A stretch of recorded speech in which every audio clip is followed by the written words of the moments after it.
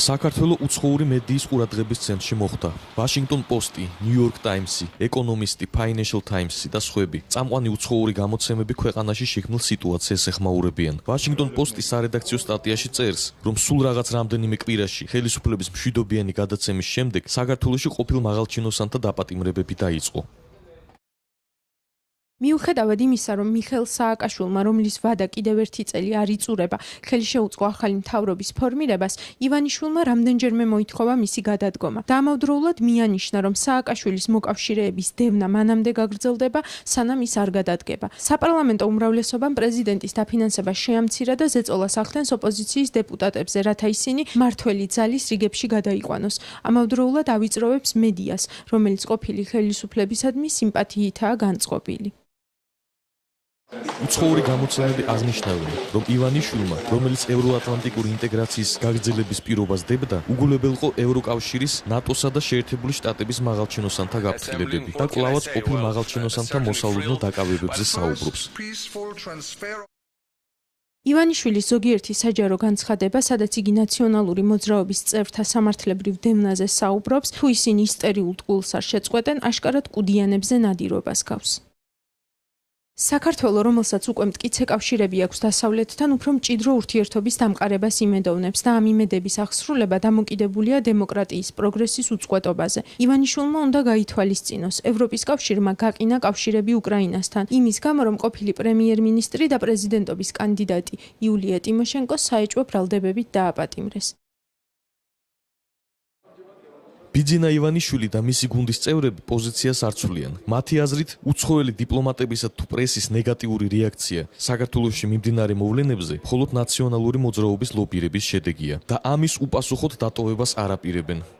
რაც შეეხება Washington Post-ის პოზიციას, ჩვენი პრეზიდენტი ერთი რაც ხონდა კარგად აწყობილი, ამას აკეთებს ახლა და მხოლოდ ამაზე დაჯდა, რომ ლობირებას აკეთებს მაქსიმალურად ეს სისტემა აწყობილი აქვს, თქვენ იცით ევროპაში დაიბეჭდა რაღაც გაურკვეველი წერილები და იქაც ჩვენ გავაკეთებთ რეაქციებს, გარწმუნებთ.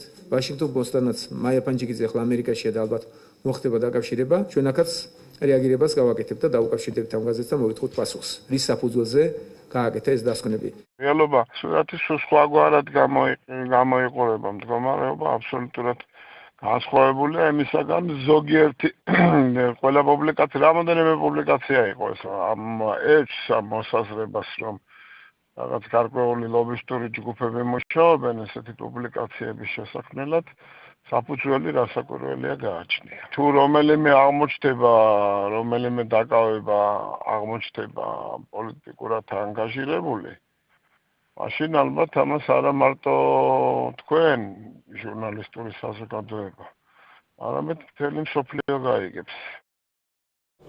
ოპოზიცია კი მიიჩნევს, რომ საერთაშორისო საზოგადოების თვალში ბოლო მოვლენებმა შეიძლება გააბათილოს ის დადებითი ეფექტი, რაც საქართველოში ხელისუფლების მშვიდობიანად ცვლილებას მოჰყვა. რაც შეეხება საერთაშორისო მედიას და ქართული ოცნების რაღაც არასერიოზულ პოზიციას, რომ ეს არის ლობისტური საქმიანობის შედეგი, ძალიან არასერიოზულობის ნიშანია ამ ადამიანებისა და რას გააკეთებს ბიძინა ივანიშვილი ამასთან მიმართებაში კიდევ უფრო ბევრ კითხვას ჩვენს მოიცავს. ხო, დღევანდელი რეაქცია ვნახეთ, ისიც ძალიან სასაცილო და არარეალური, ალბათ ხადურის უწყებას გაუშვებს და შეამოწმებს Washington Post და New York Times და სხვა საერთაშორისო ორგანიზაციებს. მათი ინსტინქტიც, რაც გააჩნიათ და მათი რეაქციაც აი ამ საერთაშორისო მედიაზე, საერთაშორისო ორგანიზაციებს, ხო, კარგად გამოაშკარავებს, რომ არადემოკრატიული მენტალობა, არადემოკრატიული მიდგომები აქვს თვითონ ამ ადამიანებს. Washington Post-ის რედაქცია საკუთარ აზრს გამოთქვამს ივანიშვილის ამერიკაში ვიზიტის შესახებ. პრემიერ-მინისტრად ქცეულმა მაგნატმა გასულ კვირას განაცხადა, რომ მისი პირველი ოფიციალური ვიზიტი შეერთებულ შტატებში გადაიდო. ეს ძალიან კარგია. მანამდე სანამ ის განაგრძობს პოლიტიკური ოპონენტებისადმი ანგარიშსწორებას, მას ვაშინგტონმა არ უნდა უმასპინძლოს. ძალიან ლოგიკური დასკვნა რა საკეთებს Washington Post-ი, ბუნებრივია შეერთებული შტატები შეწუხებულია, რომ მის პარტნიორ სახელმწიფოში მიდის რეგრესი დემოკრატიასთან მიმართებაში და ადამიანის უფლებებთან მიმართებაში და ბუნებრივია მათ ეს წუხილი ძალიან კაფიოდ და აშკარად გამოთქვის რამოდენიმე ფორუმზე. ახალი მთავრობა კრიტიკულ შენიშვნებს კვლავ არ იღებს და იმედი აქვს, რომ დასავლელ დიპლომატებსა და მედიას აზრს შეაცვლევინებს. ამ მხრივ მას საკმაოდ ბევრი სამუშაო აქვს. კრიტიკული პუბლიკაციების რაოდენობა სულ უფრო იზრდება.